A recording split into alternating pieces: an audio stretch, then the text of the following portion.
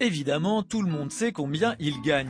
C'est écrit en bas à droite de sa fiche de paye. Mais qui sait vraiment à quoi correspondent toutes les lignes qui s'empilent sur son bulletin de salaire? Or, comme on sait, c'est dans les détails que se niche le diable.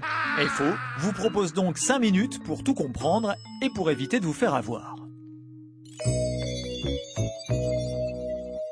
Tout commence donc avec le salaire de base défini dans le contrat de travail. C'est le chiffre inscrit sur la première ligne de la fiche de paye. Par exemple, pour 151,67 h par mois, à un taux horaire de 9,89 €, monsieur ou madame Dupont gagnera 1 500 €.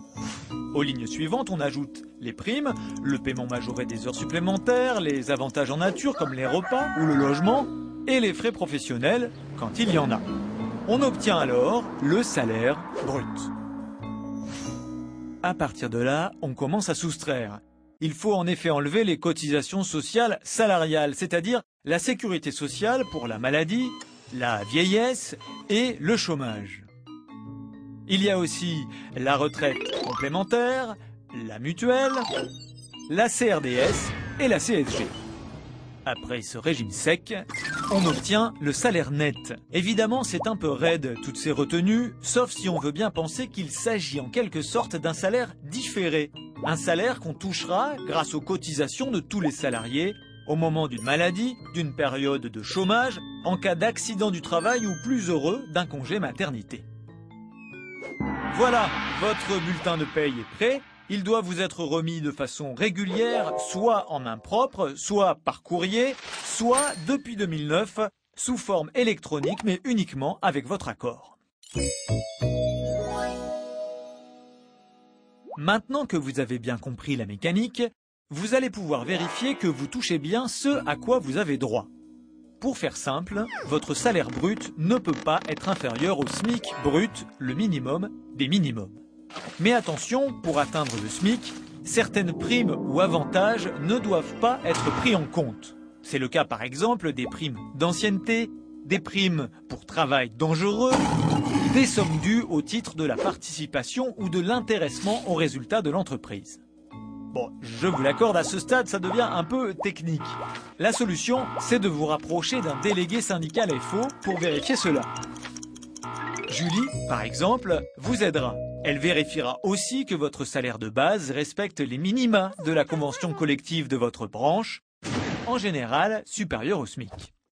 Et pourquoi sait-elle tout ça, Julie? Parce que les syndicats interviennent dans les négociations salariales à 3 niveaux. D'abord, premier niveau, dans l'entreprise, lors de la négociation annuelle qui est obligatoire si et seulement si une section syndicale existe, d'où c'est assez clair l'intérêt de se syndiquer.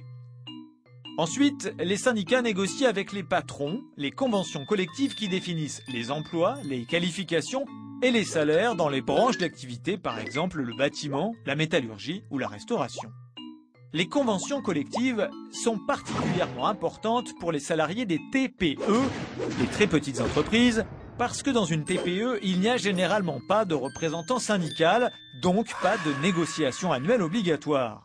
Les salariés n'ont que l'arme de la convention collective pour ne pas être seuls face au patron. D'où c'est assez clair aussi l'intérêt de voter lors des élections professionnelles. Enfin, le troisième niveau où les syndicats négocient les salaires, c'est la fixation du SMIC. Là, l'interlocuteur est le gouvernement. Une revalorisation automatique est prévue pour tenir compte de l'inflation chaque 1er janvier. Mais le gouvernement a la possibilité de faire plus. C'est pourquoi Force ouvrière ne cesse de se battre pour une vraie revalorisation du SMIC, car des salaires plus dignes entraînent des cotisations sociales plus fortes, donc des régimes de solidarité, retraite, famille, santé plus forts. Des salariés mieux payés, ce sont aussi des consommateurs, avec plus de pouvoir d'achat. Donc, plus d'activités pour les commerçants, les agriculteurs, les entreprises et donc, en toute logique, rapidement, plus de travail. En un mot, plus de salaire, c'est plus d'emplois, d'où l'intérêt de voter FO ou mieux, d'adhérer à FO.